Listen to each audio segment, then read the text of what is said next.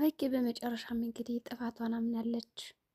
ያ ኮካና እንግዲህ የአይጥ መርዝ ወይም ደግሞ የበረሮ መርዝ የሆነው በአንድ ሲቀላቀል ምን አይነት ጣዕም እንዲሁም ደግሞ ሁኔታ እንደሚፈጥር ሁለቶችን ቀላቅዬ ለማወቅ ስለፈለግኩ ነው እነዚህ መድኃኒቶች የቀላቀልኳቸው በማለት እንግዲህ መድኃኒት እንደጨመረች ከብርጭቆ ላይ እራሷ ተናግራለች።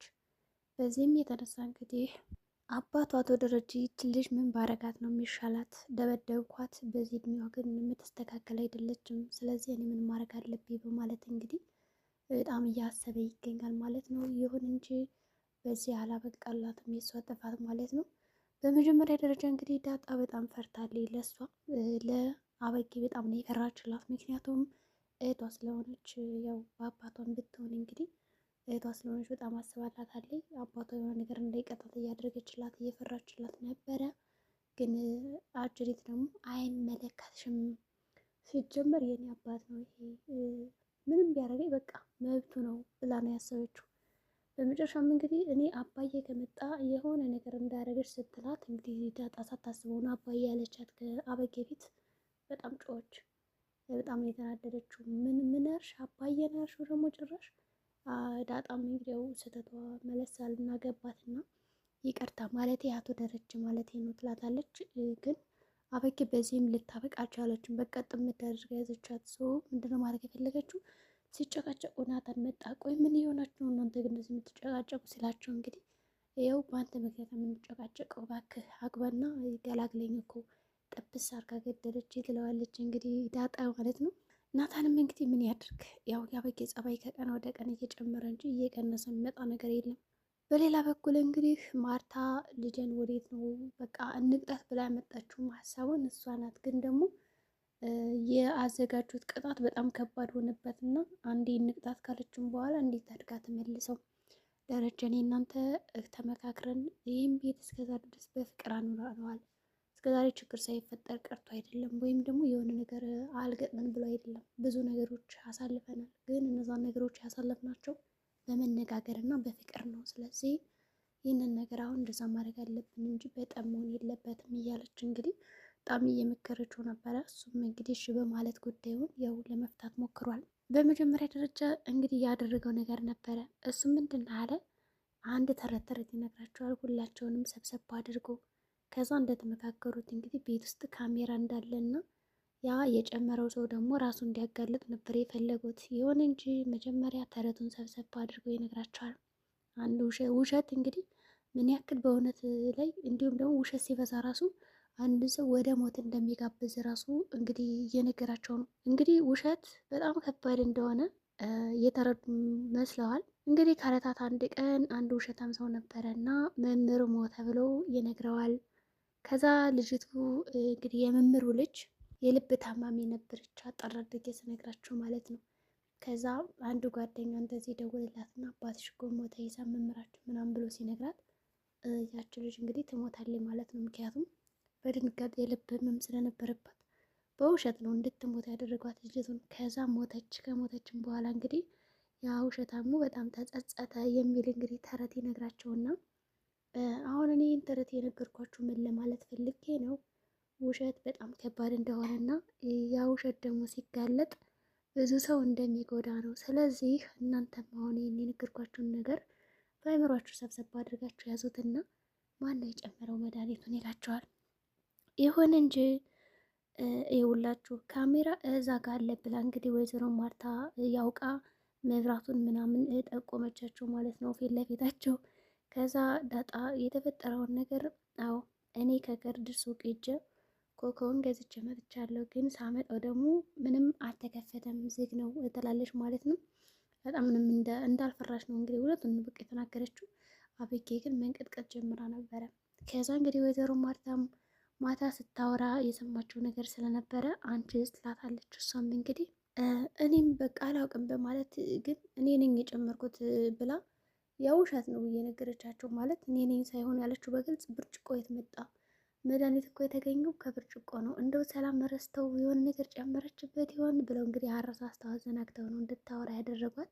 አበጌም እንግዲህ ሰላም ትሆናለች። ዳጣም ሰላም ከሆነች ትጠራለች። እንግዲህ ብትጠራ ኑሮ በእርግጠኝነት ሰላም እኔ አንስቻለሁ ምንም አይነት ዕቃ የለም ነበር ማለት ትችል ነበረ። ግን ደግሞ ብርጭቆውን እኮ ያመጣችው ዳጣ ናት። ዳጣን ነው እንግዲህ አምጪልኝ አለቻት። ከዛ ግን ስትሰጣት የራሷ ናት የጨመረችው። እና ይሁን እንጂ አበጌም እየተንቀጠቀጠ እንግዲህ እውነቱን ተናግራለች።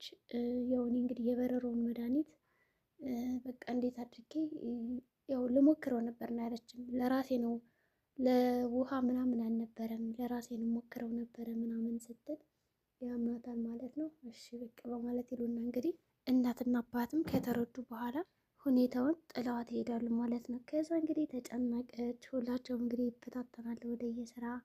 አቶ ደረጀም ይችን ልጅ ምን ባረጋት ነው በቃ የሚሻላት? ቁጭ ብላ እንደ ባልቴት ነገር የምጠነስሰው ምን ላርጋት እያለ በጣም ተቸግሮ ነበረ። ይሁን እንጂ ወይዘሮ ማርታም ተረጋጋ እያለች ባሏን ለማረጋጋት ትሞክራለች እንዳይደበድባት። ከዛ እንግዲህ ያው ከዳጣ ጋር አሁንም ሲጨቃጨቁ አበጌና እሷ ናታን እንግዲህ ባካችሁ ተው እስኪ ይልቅ ብታስቢበት ጥሩ ነበረ። አባዬ ከዚህ ቤት ተናዶ ወጣ ማለት ምን እንደሚያደርግሽ አታውቂም ይላታል ማለት ነው። እሷ ደግሞ ምን አገባችሁ እሱ አባቴ ነው ምን እንዲያደርገኝ እያለች እንግዲህ ልብ ተሰምቷታል። ዳጣም እንግዲህ ያው አባትሽ ስለሆነ አይደንኛስ እንደዛ የምንልሽ ይልቅ በጊዜ ያው መኝታሽን ብትፈልጊ ማደሪያሽን የሆነ ጓደኛ ምናምን ካለሽ ሂጂ እያለች አልነበረ። እንግዲህ ሌሊት ነው።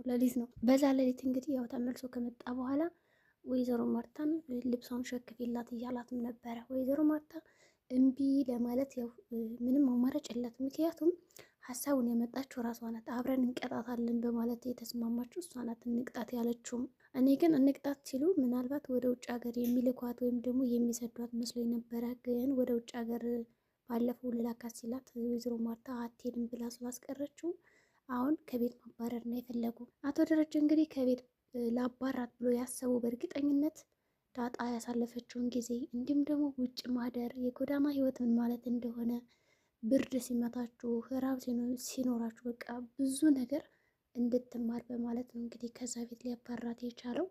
ይሁን እንጂ አበጌ ምንም በቃ እንደማትወጣ ከዛ ቤት ተማምና አባቴ ነው ምንም ማያደርገኝም ብላ እንግዲህ ያው ፊቷን እየጣጠበች ነበረ። በዚህ መካከል እንግዲህ ዳጣ ባልና ሚስት ሲያወሩ ስለሰማቻቸው እዛ ቤት እንደሚያባሯት ወደ እሷ ሄደችና እባክሽ እኔ ስለምወድሽ ነው ከዚህ ቤት በቃ ውጪ አባትሽ በቃ አስወጣሻለሁ እያለ ነው እና ተደበቂ የሆነ ቦታ ምናምን ስትላት አንቺ አይመለከትሽም አጭቅጭቂኝ በማለት ነበር እንግዲህ የመለሰችላት አበጌም እንግዲህ በዛ መልሷ ያው ደስተኛ አልነበረችም ነበር። ዳጣ እየዋሸቻት ምናምን የመሰላት ዳጣም እንግዲህ የራስሽ ጉዳይ በማለት እንግዲህ ዝም ብላታለች። በሌላ በኩል እንግዲህ ወዲያውኑ እንደዛ ነግራት ተመልሳ ቁጭ ስትል ነው እንግዲህ የተነገራት ይሄ መርዶ ማለት ነው። መደብደብ አይፈልግም ደረጀ፣ ምክንያቱም ደብድቦ አይቷታል። ምንም የተቀየረችውን ለውጥ የለም። በቃ እሷን እንግዲህ በዚህ እድሜዋ ከሚቀጠቅጣት እዚህ ቤት አባረሬ ለአንድ ሳምንት፣ ከዛ በአንድ ሳምንት ምናልባት የምትማረው ነገር ይኖራል ብሎ ነው እንግዲህ ያሰበው። ምክንያቱም እሷ ነገር ከመጠንሰስ ውጭ ሌላ ምንም ነገር ስለማታውቅ ማለት ነው። ይሁን እንጂ ወይዘሮ ማርታ ያበጌ ችግር እኮ በቃ አንድ ነገር ከያዘች ያንን ነገር ሳላውቅ አልተውም የምትል እንጂ ሌላ ክፉ ነገር ሆነ አይደለም እያለችውም ነበረ። እውነት ነው እንግዲህ ክፉ ሆነ አይደለም፣ ግን ደግሞ አንድ ነገር ከያዘች በኋላ ያችን ነገር ካላወቅኳት የሚል ባህሪ ያለባት እና ደግሞ ዳጣን ለማባረር እንደሆነም ገብቷቸዋል የተመረዘው መርዝ።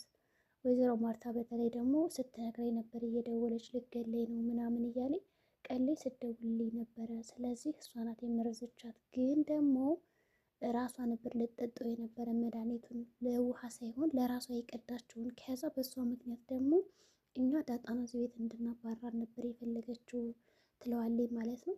እንግዲህ ቆይ በእህቶቿ ላይ ይህን ያክል ክፋት የምትሰራ ለምንድን ነው በማለት ነው በጣም የተቀየማት። አሁን አቶ ደረጀ እህቶቿ እያለ ሲናገር እንግዲህ ማርታ ዳጣን እንዴት ነው እህት ምናምን ብለህ ቆጠርካት ብላ የሚል ጥያቄም አልተነሳም አልጠየቀችም። ይሁን እንጂ በዚህ ጉዳይ እሺ በማለት ያው ተባብረዋል።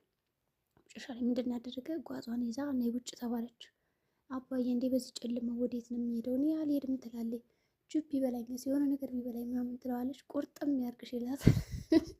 በጣም ነው ያሰቀኝ ቆርጥመች ስላት ማለት ነው። ግን በእርግጠኝነት ወደ አርጆን ቤት ትሄዳለች ብዬ አስባለሁ። ምክንያቱም አርጁን ይወዳታል ምናምን እወድሻለሁ ምናምን ይላታል። በእርግጠኝነት ከዛ ቤት ከወጣች የምትሄድበት ነገር ከሌለ ለተወሰነ ቀን ከአርጁን ቤት ሄዳ ትቆያለች ብዬ አስባለሁ እኔ በበኩሌ። ግን አርጁን ደግሞ ሀብታም አይደለም ያን ያክል። ስለዚህ ከዛች ደሳሳ ጎጆ ትቆያለች አቆይም። ከዛ ደግሞ የድሃ ህይወትን ኑሮ እንዴት ነው የሚኖሩት፣ እንዴት ነው የሚያስተላለፉት፣ እንዴት ነው የሚኖሩት የሚለውንም በትንሹም ቢሆን ተረድታ ትመጣለች ብያለሁ። ከዛ በተጨማሪ ደግሞ የጎዳና ልጆች እንዴት እንደሚያሩ ራብ ብርዱ ሲመታቸው እንዴት እንደሚያደርጋቸው ከሞቀ ቤታቸው እንግዲህ ወደ ውጭ ሲወጡ እንዴት እንደሆነ የምትማር ይመስለኛል አበጌ። እና ከዛ ቤት በትንሹም ቢሆን መባረሯ ጥሩ ነው። እንግዲህ በእርግጥ ሊከታተላት ይችላል። ዳጣ እንግዲህ ተከትዬ ልውጣ ምናምን ስትለው ማንም ተከትሏት እንዳይወጣ አርፋችሁ ተቀምጡ በማለት ነው እንግዲህ ያዘዛቸው። ዳጣም ተመልሳ ቁጭ ብላለች። በእርግጠኝነት ግን ዳጣ ተከታትላ የምታግዛት ይመስለኛል። እንግዲህ የዛሬ ቪዲዮችን ይህን ይመስላል። በቀጣይ ቪዲዮ እስከምንገናኝ መልካም ጊዜ ይሆንላችሁ።